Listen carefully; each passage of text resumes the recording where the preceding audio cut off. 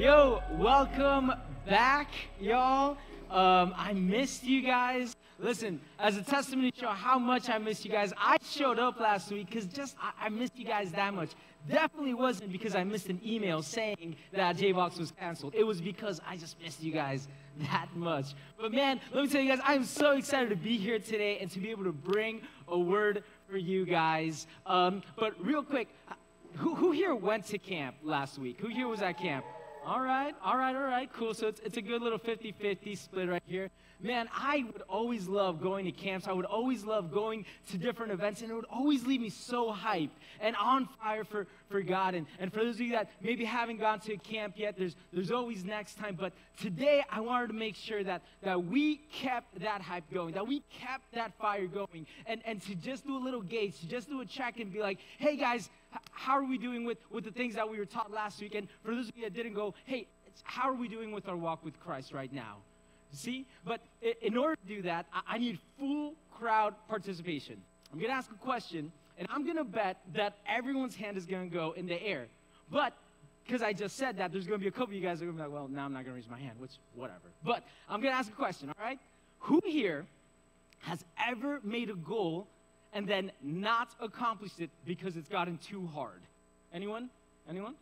All right, yeah, these are my people. So I could spend the next 30 minutes just being like, all right, let's just start chronologically of all the goals I have not accomplished. Right? I could do that. I could start with like the fact that for the past 3 years, I've been telling my friends I'm going to run a marathon. Hasn't happened. Josh laughs because he knows it's true. Like, it hasn't happened yet. It's just too hard. I don't know about you guys, but when I was in middle school, I don't know why I had this obsession with the Olympics. No explaining to it. But whenever the Olympics came around, my family and I, we would just watch it. It'd be like the first time ever in my life that I'd be like, all right, how's Canada doing in the luge? Like, right? Like no one ever follows these sports, but for me and my family, we just love them. For me particularly, I loved the Summer Olympics. And I loved track and field. That was the sport that I loved to watch. And when I was growing up, there was this one guy who dominated track and field. His name was Usain Bolt. And Usain Bolt, I was able to see him break the world record for the 100-meter dash. He did it in less than 10 seconds. Now, I don't know about you guys. I can't even run 10 feet in 10 seconds. This guy just ran 100 meters in less than 10 seconds. And so I remember watching this and thinking like, man, it'd be so cool to go and represent your country. Like, it'd be so cool to be a professional runner. But then I started thinking, I was like, okay, this guy trains every single day, every single month. This guy eats so healthy. This guy is so disciplined and committed at his craft. And I was like, oh, that's too hard. And I like to think that that's the only reason why I haven't become an Olympic runner, not because of talent, but just because I said, man, that's too hard. So I don't know about you guys, about what goals you guys have thought about before, or what things you said, hey, I'm going to accomplish this, but this is a little bit too hard. Something that you guys might be able to relate to a little bit is when I was in 8th grade, the one sport that I have followed and the one sport I do love is soccer. I love soccer. And when I was in 8th grade, going into high school, there was a travel soccer team in this area. It's called Cyclones. And I was like, you know what? I'm going to try out for Cyclones, and I'm going to make sure that I make this team. And so I became committed. I became super dedicated. I would go, I would run, I would build my endurance up, I would get better at my technique, and it was long hours that I would commit myself to this. But I had that goal in mind. I said, I'm going to do this, and I'm going to commit to making the team. And guys, let me tell you something. When tryouts came around, I did all right. I did enough that when the last day of tryouts, they read the list of people that made the team, and they called out my name. And in that moment, I forgot all of the sacrifice I had made. I forgot all of the sore muscles. I forgot all of the early mornings. I forgot all of the miles that I had been running and training, because why? The sacrifice was big, but the reward was so much bigger. Today, I want to talk to us about commitment. I want to acknowledge that, yes, commitment takes work. I will acknowledge that, yes, when we commit to something, specifically when we commit to following Jesus, it's going to require work. And it's going to require more than just like, oh, okay, doing the bare minimum. And so I think something that illustrates this really well in the Bible is Matthew chapter 5, verse 1. It's just one verse. That's going to be the key verse for today. but I want to read it to you guys. If we could put it up, it says, when Jesus saw his ministry drawing huge crowds, he climbed a hillside.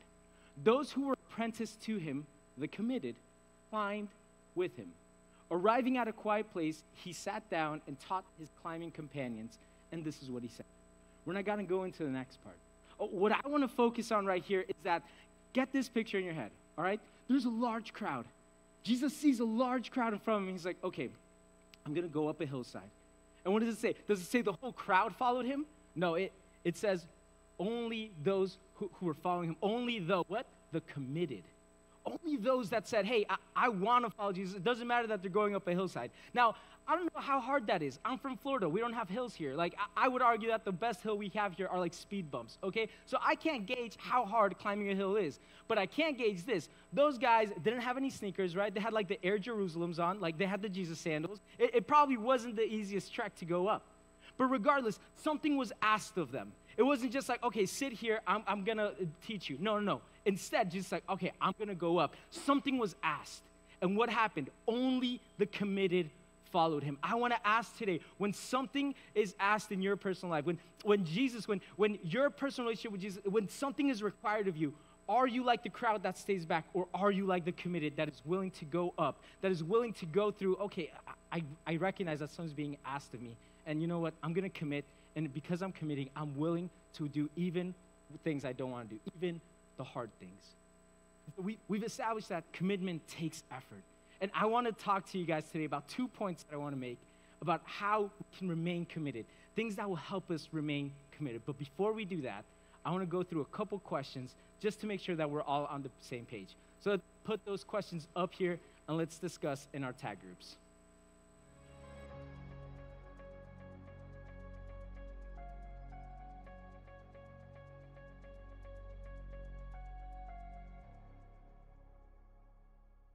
All right. Let's get everyone's attention back over here. Man, I love it. I went over to fifth grade table immediately. The first goal was professional Fortnite player. I was like, that's on brand. But I did go around and I heard things. It was like, become a professional player in some sport, become an engineer, survive school. Hey, hello, that's fair, right? So there are goals that we all have set. But I also, the very last question was like, man, what are some things we haven't accomplished? And I heard some things as well that saying like, hey, this goal, it was to be able to make it onto this team. My goal was to be able to get good grades here, or be able to read my Bible every day. And there are some times that we won't achieve our goals. And oftentimes it's because we aren't committed. And let me tell you something. I've met people that like are committed to finish a TV series in like a few weeks, and they fail. Let me tell you something. That's okay. You can fail at that. Like, it really isn't going to change your life if you don't finish, like, I don't know, whatever episode or show you're watching. What I want us to realize today, there are some things that we should not be okay with not being committed. There are some goals, sometimes we'll be like, okay, well, I fell short of that goal. Okay, but there are other moments when we should not be compromising. In other words, we should not be okay with not being committed. And what I'm leading all of this to is when we say, hey, I'm going to live a life that's committed to Jesus, when I'm going to live a life that's committed to following the Lord, and then have the same attitude of like, oh, well, I failed in this area. Oh, I'm not that committed. In that area, we should not have that attitude. I want us to jump back a little bit in time and go back to 8th grade me, when I had joined that soccer team. So I had told you guys that I made a commitment. My commitment was to join the team, and I did it. And what I didn't think was, I didn't think that far ahead. Because then when I joined the team, there were some requirements that I had to do. I had to show up twice a week to training, and then on Saturdays, we would travel across the state of Florida and play against other teams. Which, okay, all fun, all good, and I did that. I would show up. I would show up on time. I wouldn't show up early. I wouldn't show up late. I would show up on time, Tuesdays and Thursdays. I would practice my 2 hours. Then on Saturdays, I would show up to the games. And I'm not going to lie, guys, I don't mean to brag. I was the best player in my position. I was what you call in soccer the right bench warmer. Sometimes I would go to the center. I would never go to the left because that meant if you were on the left, you were about to get put on the field. No, I was usually center or right bench warmer. Why? Because I wasn't committed. I just did the bare minimum. Now, the other guys, the guys that were the starters, the guys that would play all the time, those guys were far more committed than I was. Those were the guys that would train Monday through Sunday. Those would be the guys that would show up earlier. And now, here's the interesting thing. There were 18 guys on the team.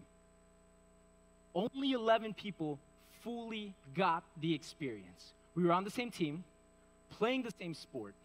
We were on the same field, but only 11 people got the full experience. While there were people on the field playing soccer, I was on the sideline watching it. And I wasn't happy about that. And what I want to make sure today is that I'm not speaking to a room full of sideline Christians. I don't want us to become those people that say, yeah, I'm committed. I'll do the bare minimum. I'll show up the 2 times a week. I'll show up on Sunday. Sure, I'll read my Bible every once in a while. I'll do the bare minimum. And you know what? I'll coast through it. I'll be on the sideline. No. What I want us to do is to be those people that are on the field that are saying, no, I'm going to show up early. I'm going to do more than what's required of me. I'm going to be fully committed in. I'm going to be a starter. I'm not going to be a sideline Christian. What were we just reading in Matthew 5, verse 1? We saw that there was a crowd. And there's always going to be a crowd. And now here's the interesting thing. The crowd was able to see Jesus. It says there, Jesus saw the crowd. So there was a multitude of people, and they were able to see him. And then when Jesus decided to go up to the hillside to go and teach, the people that were in the crowd, they're like, well, I did enough. I got to see Jesus. I saw him. Okay, cool. But only the committed, only those people got the full experience of knowing and hearing Jesus that day. How many of us today are just sitting there and be like, yeah, I've seen Jesus. I've experienced him and there. I'm good with it. But when something hard comes, when I know I have to read the Bible instead of being on my phone and instead of going to church, I'd rather hang out with my friends. When those things happen, are we a part of the crowd that's just seeing Jesus? Are we being a sideline Christian, or are we being the committed? Are we saying, no, I said that I'm going to do a commitment? You see, something that I learned looking back at my experience on the soccer team is that commitment isn't a choice that you make once. A commitment is a choice you make every single day. When I said years ago that I was going to follow Jesus, I had to remind myself, hey, every single day, there's temptations every single day. There's battles every single day. There's friends and people that are trying to pull you away. There's that crowd that's telling you, hey, stay back. You don't have to follow Jesus. Man, when you make a commitment, you're saying, hey, I'm going to make a commitment every single day to follow Jesus, even if it means a hard task ahead of me. There are 2 points that I want us to get out of today. 2 points that I think will really help us focus and experience Jesus to the full ability and avoid being those sideline Christians. The first point is we have to make God a priority. That's the first point. You see here, those that were committed, they weren't interested in staying back with the crowd. Instead, they saw Jesus and said, hey, that's my priority right there. I want to learn from him. I don't want to stay back. I'm going to go up. Our first point, if you want to live a committed life, you have to make a determination. You have to decide and say, you know what? God is my priority. Nothing else is.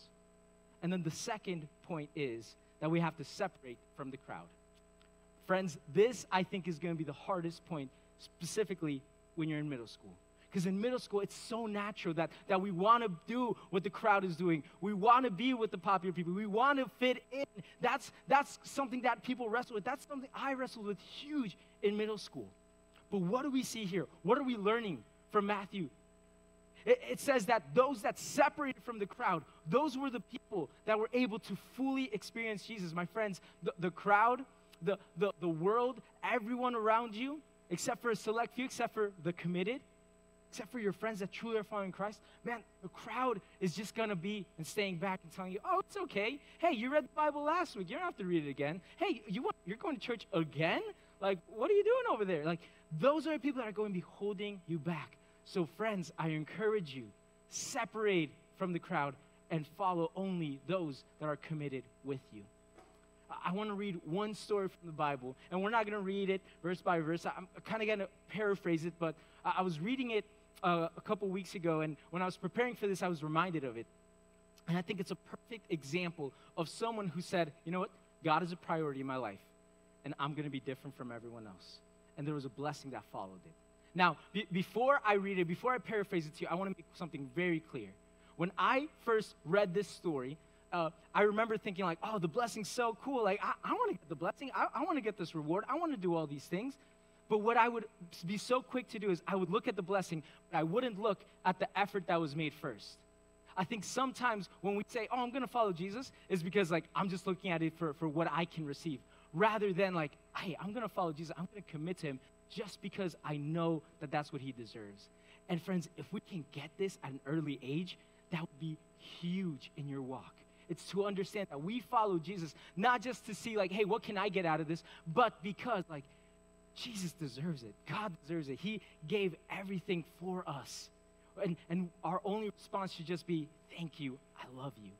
And so, with that being said, I'm going to turn to the best book in the Bible. It's titled Daniel. Shout out to all my Daniels out there. So it's Daniel chapter 1. And so in Daniel chapter 1, just to give you a little bit of background, we see there's a king there. And the king has a really cool name. It's Nebuchadnezzar.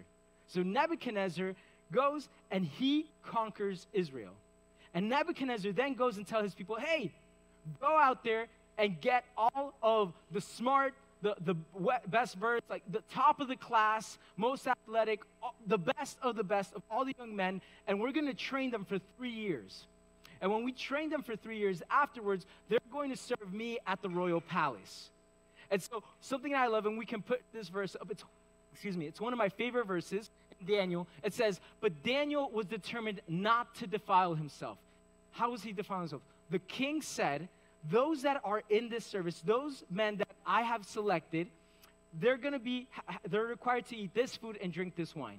Now, when I was reading this and studying it, some commentaries said that the food that was being given to these young men, it was food that was made to sacrifice and to honor other gods. And Daniel immediately, what was the first point that we talked about today? Make God a priority. Daniel realizes that, oh, that doesn't honor my God. That doesn't honor, that isn't something that will please him. So what does it say? Daniel was committed. It says he was determined not to defile himself by eating the food and wine given to them by the king. He asked the chief of staff for permission not to eat those unacceptable foods. So get this. Daniel sees that, hey, I've been selected into this, but man, I'm committed. I am not going to defile myself. I'm going to honor the Lord. And so I'm going to go to one of the leaders here, and he asked them and said, hey, is it okay if I don't eat this food? And he responds, honestly, no, I might get in trouble if you don't get healthy, if you're not eating this. Because Daniel says, hey, just give me vegetable and water. And so the leader says, I don't know, man. If you're weak, if you're unhealthy, then I might get in trouble. And what does Daniel do? He's like, all right, forget that. He goes to another leader afterwards, and he's like, hey, man, this guy didn't really respond to me, but can you allow me to not defile myself? Can I instead change my diet? And at that point, they said yes. And 10 days later, what happens? For those of you that might not be familiar with the story, Daniel and his friends that stayed with this diet, that were committed to honoring the Lord and said, hey, I'm not going to do what the crowd is doing. I'm not going to do what everyone's telling me to do. I'm going to do what's going to be honoring to the Lord. It says that the Lord blessed them and that they stood out, that they were set apart, that they were wiser than all the other men, than all the other, it says, magicians and sorcerers. Why am I bringing this story in here? It's because here we see a story where when we tell you guys these principles, when we tell you guys, hey, make God a priority, hey, separate from the crowd, it's not just something that we're just saying. It's things that we see lived out by people who truly honored and lived day in and day out a life that honored Christ. And so what we see in this example and in the example of Matthew 5 verse 1 is that those that were committed, those that are determined, if you make God a priority and your commitment is, I'm going to follow Jesus regardless of what is being asked. If that means going up a hillside, if that means not doing what the crowd is doing, if that means not partaking in what other people are doing, then I'm not going to do it because I love God and He loves me. You guys know that God loves you and He sees each and every single one of you guys as His sons and daughters. Yeah, why wouldn't we want to serve Him? Why wouldn't we want to be committed to Him? And so today, when we're a week away or out after doing JVOX camp. And a week ago, maybe some of you guys had this hype, had this thing, and said, yeah, I'm going to follow Jesus. I'm going to do this. I'm going to go to my schools and talk about God and all. And then it's a week later, and sometimes the hype falls down. Maybe some of you guys have never really known Jesus. Maybe some of you guys have never really determined and said, hey, I'm going to follow him. I'm going to make a commitment. Or, and this is sometimes where I have found myself is, I made a commitment in some areas. But then in other areas, I'm like, I'm giving it everything to you here, but when it comes to, I don't know, say cussing, like when I'm with my friends over here, like, well, all my friends do it, so I'll be committed to this area, but not here. Or with what I watch, I'm not going to be fully committed there, only sometimes. No, my friends, today, we must be committed 100% in all our areas. Be reminded, if you get anything out of today, is that when we talk about commitment, commitment is not a choice you make one day. It's a choice that you make every single day.